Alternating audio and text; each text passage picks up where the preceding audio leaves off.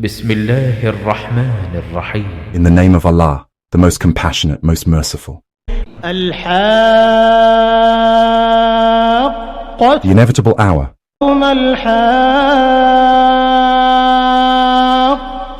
What is the inevitable hour? وما أدراك ما الحاقة. And what will make you realize what the inevitable hour is? كذبت ثمود وعاد بالقارعة. Both Thamud and Ad denied the striking disaster. فأما ثمود فأهلكوا بالطاغية. As for Thamud, they were destroyed by an overwhelming blast. وأما عاد فأهلكوا بريح صرصر عاتية. And as for Ad, they were destroyed by a furious, bitter wind. سخرها عليهم 7 ليال و8 أيام حسوما فترى القوم فيها صرعى كأنهم أعجاز نخل خاوية. Which Allah unleashed on them non-stop for 7 nights and 8 days, so that you would have seen its people lying dead like trunks of uprooted palm trees. فهل ترى لهم من باقية. Do you see any of them left alive? وجاء فرعون ومن قبله والمؤتفكات بالخاطئة. Also, Pharaoh and those before him, and the people of the overturned cities of Lot indulged in sin. فعصوا رسول ربهم فأخذهم أخذة رابية. Each disobeying their Lord's messenger, so he seized them with a crushing grip. إنا لما طغى الماء حملناكم في الجارية. Indeed, when the floodwater had overflowed, we carried you in the floating ark with Noah, لنجعلها لكم تذكرة وتعيها أذن واعية. so that we may make this a reminder to you, and that attentive ears may grasp it. فإذا نفخ في الصور نفخة واحدة. At last, when the trumpet will be blown with one blast, وحملت الأرض والجبال فدكتا دكة واحدة. and the earth and mountains will be lifted up and crushed with one blow. فيومئذ وقعت الواقعة. On that day, the inevitable event will have come to pass. وانشقت السماء فهي يومئذ واهية. The sky will then be so torn that it will be frail, والملك على أرجائها ويحمل عرش ربك فوقهم يومئذ 8. with the angels on its sides. On that day, 8 mighty angels will bear the throne of your Lord above them.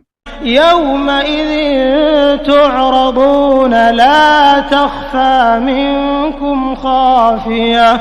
يومئذ تعرضون لا تخفى منكم خافية. You will then be presented before him for judgment, and none of your secrets will stay hidden. فأما من أوتي كتابه بيمينه فيقول هاؤم اقرءوا كتابيه. As for those given their records in their right hand, they will cry happily, "Here everyone, read my record. إني ظننت أني ملاق حسابيه. I surely knew I would face my reckoning." فهو في عيشة راضية. They will be in a life of bliss, في جنة عالية. in an elevated garden, قطوفها دانية. whose fruit will hang within reach. كلوا واشربوا هنيئا بما أسلفتم في الأيام الخالية. They will be told, "Eat and drink joyfully for what you did in the days gone by."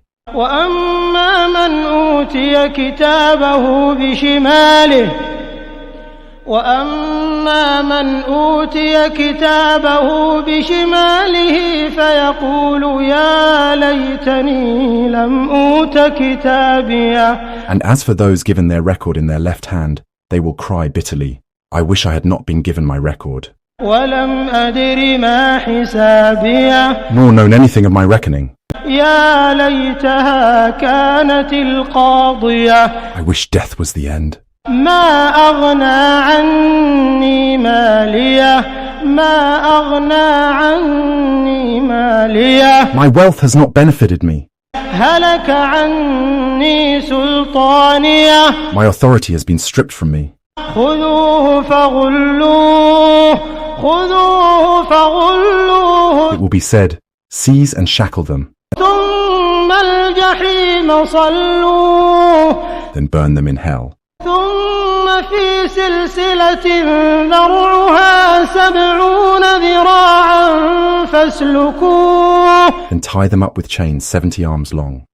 إنه كان لا يؤمن بالله العظيم. For they never had faith in Allah, the greatest, ولا يحض على طعام المسكين. nor encourage the feeding of the poor. فليس له اليوم هاهنا حميم. So this day they will have no close friend here, ولا طعام إلا من غسلين. nor any food except oozing pus, لا يأكله إلا الخاطئون. which none will eat except the evildoers.